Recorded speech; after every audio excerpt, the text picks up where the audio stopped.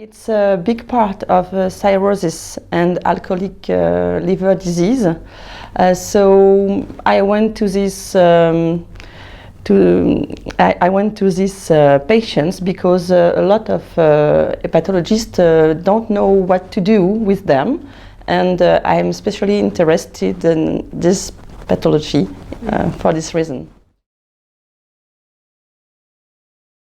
We see a lot of different patients. You know, alcohol is not always man, it can be women, young adults, but we have a lot of 50 years old people because they have alcoholic liver disease and pancreatic alcoholic disease.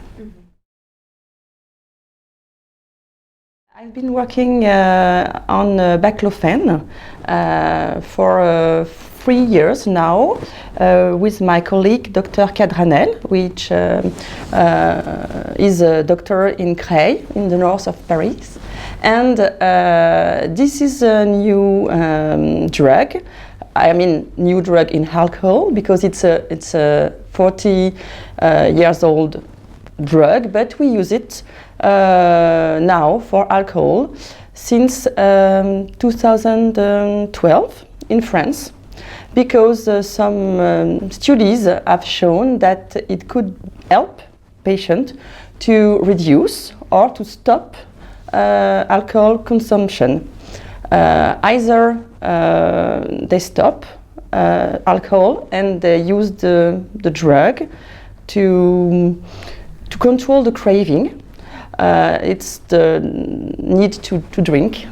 Either they use the drug to reduce slowly their consumption. We are a clinical researcher, and we have seen a lot of very exciting studies on rats in 2000s, and new study. It's a clinical case by Dr. Olivier Amezen, which is a Franco-American cardiologist.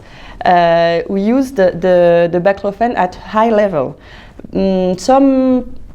Some practitioners in France use the Baclofen at the same high level, and some other use it at small level and a small dose. And we were very excited when we saw these studies, and we have worked together with Creil Hospital.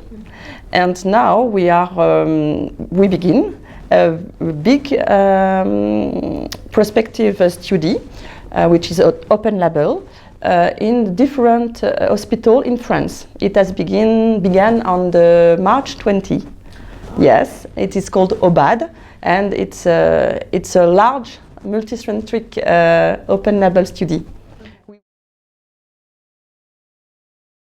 We don't know exactly how it works. We know that this drug is a GABA-B agonist, and during alcohol chronic consumption, we have less GABA in the brain, less GABA in the addiction system.